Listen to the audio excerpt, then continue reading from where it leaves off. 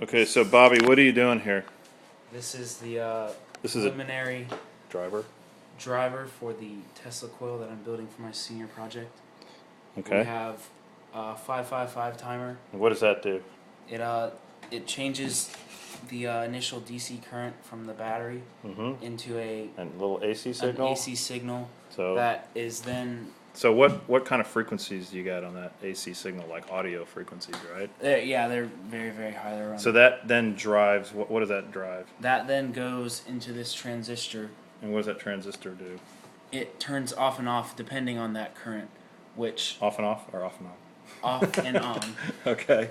depending on the 555 timer. Depending on the control signal going into it. Okay. Exactly. And then that goes on and off, and that switches in. Which goes into the ignition coil, which upsteps our voltage depending on this, Right. because that shorts the circuit. Thus, So that it takes the 12-volt battery and it runs it through the coil, down through the power transistor to ground.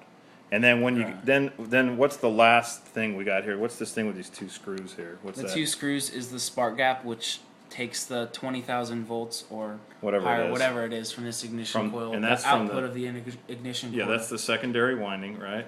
Yes. So that's connected Which over, then arcs across the air at the spark gap down to right, ground. Down to ground. And then that's a that will- high frequency AC Yeah. voltage that will drive the big capacitor, which will then drive the next step up coil, correct? Which will then be the Tesla coil, which we'll Which we may or may not do because we get above 100,000 volts. It's a little crazy. Yeah. And Okay, now, so you're gonna here it attempt. is in So you're action. gonna turn it on and you can hear the spark gap. And there it is right there. That's pretty cool. And now what are you doing? You're changing what? Changing the pulse. The frequency of the frequency on control this one. voltage, I can change the pulse. pulse width. And you can get it to turn off. Okay, cool. So that's done with these two potentiometers, these variable resistors, which are right there. Okay. Excellent. And I would not recommend grabbing onto those screws while this is on.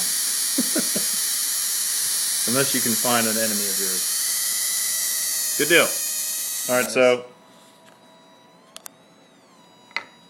Now, when this happens, we can take this and reinitiate the spark just by tapping it a little. yeah, I guess that phenomena is it can't get that initial spark go over because the resonant it's not stable at that particular frequency.